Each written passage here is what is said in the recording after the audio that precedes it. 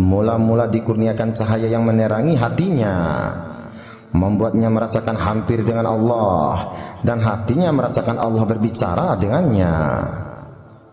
Apa saja yang sampai kepada hatinya adalah juru bicara Allah. Kemudian dia dibawa kepada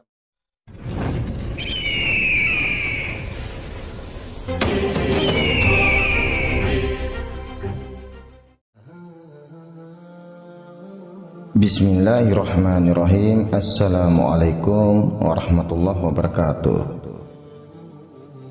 Dalam kesempatan kali ini kita akan mengkaji rahasia ilmu makrifatullah sejati, di mana ilmu ini sangat wajib diketahui oleh semua orang yang sedang belajar ilmu mengenal diri atau ilmu tasawuf.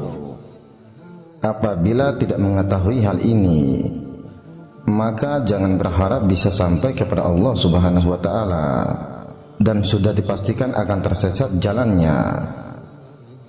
Dan yang akan kita kaji saat ini adalah hakikat hijrah, karena yang menentukan tempat akhir dari seseorang itu adalah tergantung kepada perjalanan hijrahnya.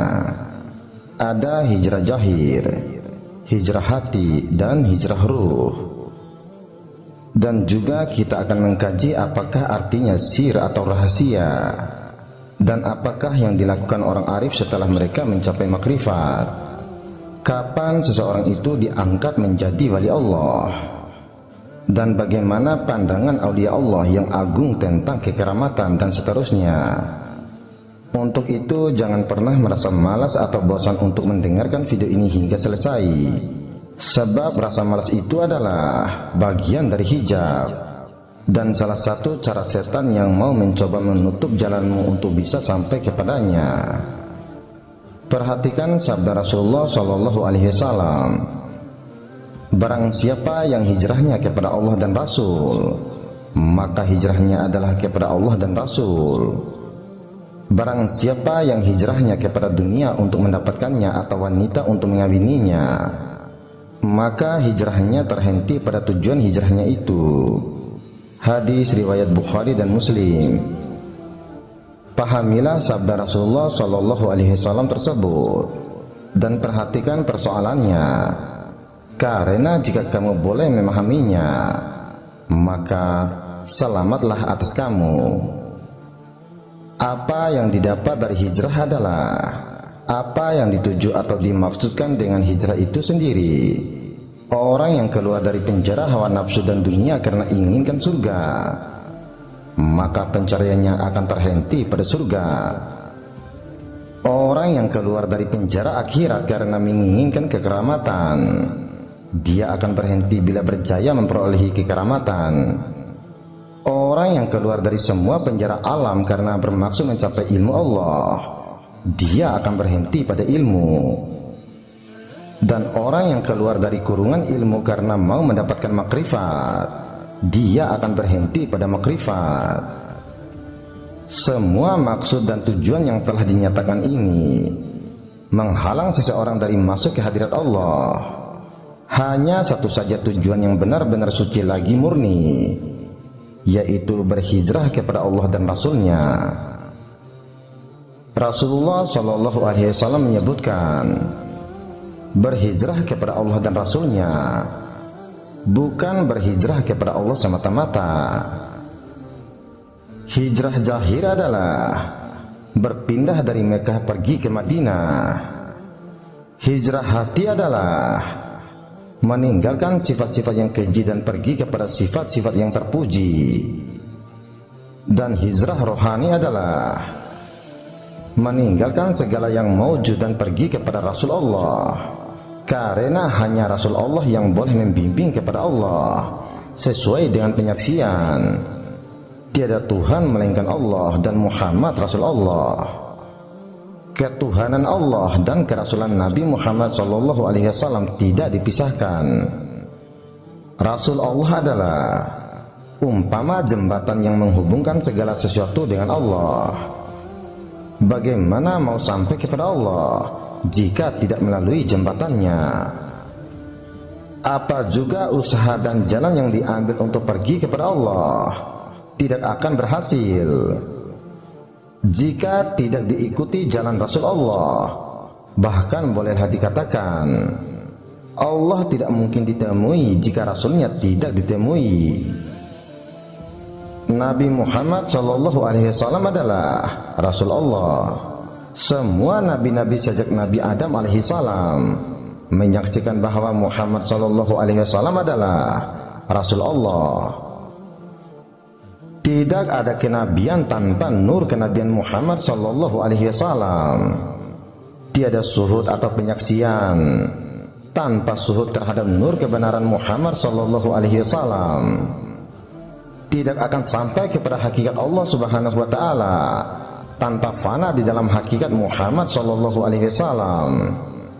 Tiada makrifatullah tanpa makrifat Muhammad SAW.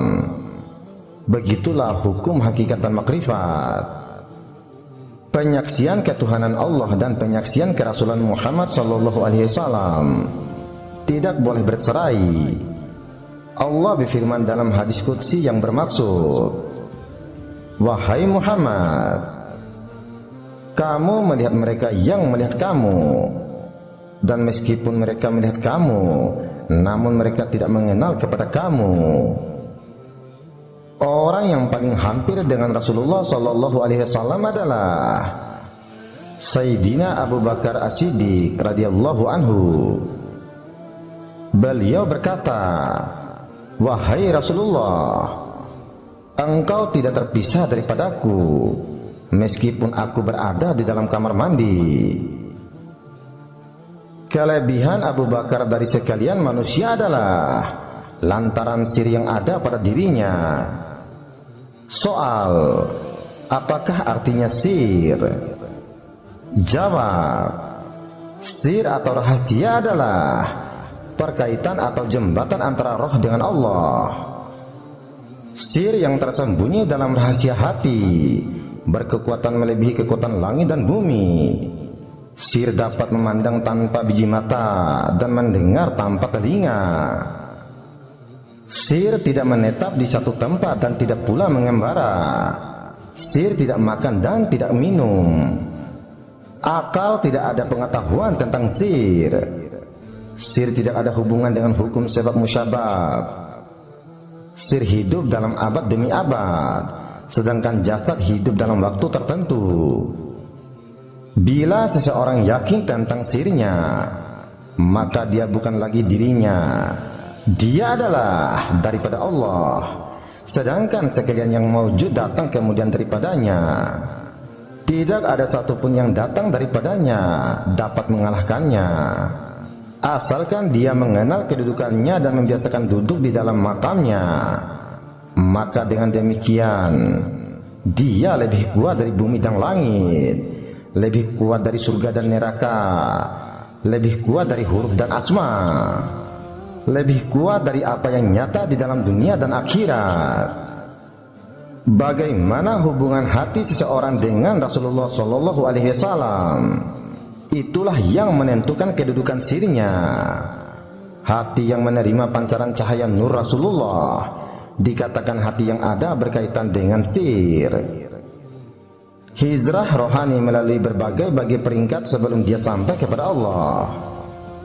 Ketahuilah olehmu akan hal ini, seorang salik atau murid yang melakukan hijrah rohani kepada Allah tidak akan berhasil mencapai maksudnya jika dia tidak bersama Nabi Muhammad SAW. Soal, apakah alasannya?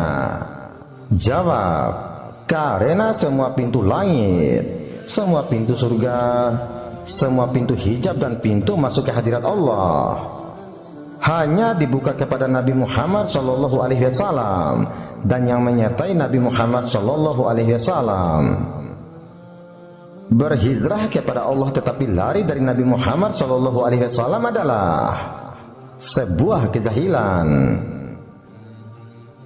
Soal, yang manakah dikatakan si salik yang benar pada hijrahnya? Jawab, salik yang benar pada hijrahnya mula-mula dikurniakan cahaya yang menerangi hatinya, membuatnya merasakan hampir dengan Allah, dan hatinya merasakan Allah berbicara dengannya. Apa saja yang sampai kepada hatinya adalah juru bicara Allah. Kemudian dia dibawa kepada makam makrifat, yaitu saling kenal mengenal. Jadilah dia seorang yang mengenal Allah Subhanahu wa ta'ala. Soal orang yang seperti itu, dia berada di makam apa namanya? Jawab, dia berada pada permulaan makam kesudahan. Ahli tasawuf sering mengucapkan, permulaan agama adalah mengenal Allah Subhanahu wa ta'ala. Hijrah bersama Rasulullah sallallahu alaihi wasallam meletakkan makrifat sebagai permulaan, sedangkan hijrah tanpa Rasulullah sallallahu alaihi wasallam menjadikan makrifat sebagai kesudahan jalan. Oleh sebab itu, orang yang berhijrah tanpa Rasulullah sallallahu alaihi wasallam setelah memperolehi makrifat, mereka beragama dengan cara lain dari cara Rasulullah sallallahu alaihi wasallam beragama. Mereka tidak lagi berpegang kepada sunnah Rasulullah sallallahu alaihi wasallam. Sebenarnya mereka baru berada di ambang pintu agama, belum lagi masuk ke dalam gerbang agama yang benar yang dibawa oleh Rasulullah sallallahu alaihi wasallam. Soal apakah yang dilakukan orang arif setelah mereka mencapai makrifat? Jawab, setelah mereka mencapai makrifat, orang arif menanggalkan segala-galanya. Dia tidak lagi bersandar kepada amal, ilmu, makrifat, aulia yang agung, malaikat dan semua yang selain Allah Subhanahu wa ta'ala. Dia mengikhlaskan hati pada semua perbuatannya, dan niatnya hanya tertuju kepada Allah. Dia membenamkan dirinya ke dalam sabar menghadapi apa juga ujian dan fitnah. Kuatlah dia berserah diri dan tawakal kepada Allah Subhanahu wa ta'ala. Kemudian dia naik kepada ridho dengan segala hukum dan takdir Allah. Seterusnya dia masuk ke dalam makam suhud, yaitu menyaksikannya dengan mata hati. Masuklah dia ke dalam makam keteguhan. Pada peringkat ini dia sudah melepasi makam kolbu, karena kolbu adalah keadaan yang berbalik-balik, berubah-ubah, tidak tetap dan tidak teguh. Bila dia sudah berada dalam keteguhan, maka dihulurkan kepadanya perjanjian kewalian. Kewalian bukanlah kekeramatan. Sikap menghubungkan kewalian dengan kekeramatan adalah kesalahan yang besar. Sikap beginilah yang membuat orang tertipu dengan keramat khodam dan jin. Ada pula yang tertipu dengan sihir yang dilakukan oleh setan. Kewalian sebenarnya menggambarkan tentang nama Allah, Al-Wali, yang bermaksud yang menjaga, yang melindungi dan yang memelihara. Orang yang dijadikannya wali adalah orang yang dibawa masuk ke dalam wilayahnya atau penjagaannya, perlindungan dan pemeliharaannya dari berbalik mata hatinya kepada selain Allah Subhanahu wa ta'ala. Seorang wali adalah orang yang tetap penglihatan mata hatinya kepada Allah, walau dia di dalam kesibukan sekalipun. Semua sahabat Rasulullah Shallallahu Alaihi Wasallam adalah wali-wali, tetapi jarang kedengaran mereka mempamerkan kekeramatan. Rasulullah Shallallahu Alaihi Wasallam sendiri bersama sahabat termulia, yaitu Abu Bakar As-Siddiq radhiyallahu anhu, berhijrah dari Mekah ke Madinah dengan berjalan kaki dan menaiki unta, bukan terbang di udara, dan sampai di Madinah dalam sekejap mata. Aulia Allah yang agung mengatakan, kekeramatan adalah permainan kanak-kanak yang diperlukan seseorang untuk meneguhkan iman. Sedangkan orang yang sudah teguh imannya tidak memerlukan kepada keramat. Jadi kewalian adalah istiqomah, yaitu keteguhan bersama Allah, bukan kekeramatan. Andainya Allah melahirkan kekeramatan melalui walinya, itu adalah karena hikmah yang dia sendiri mengaturnya karena tujuan yang hanya Dia mengetahuinya. Orang yang berada di dalam wilayahnya akan dibawa pula kepada makam pilihan.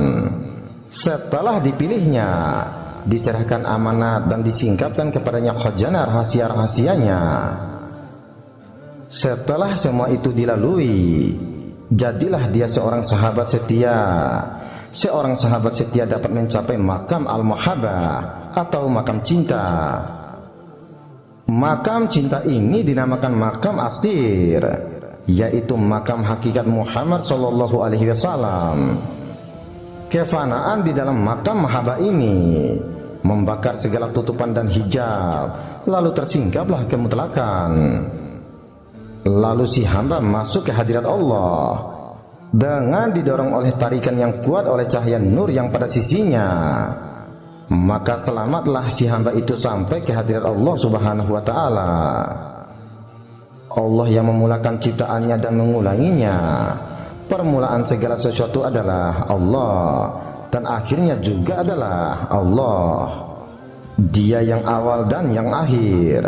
Kami datang dari Allah dan kepada Allah kami kembali.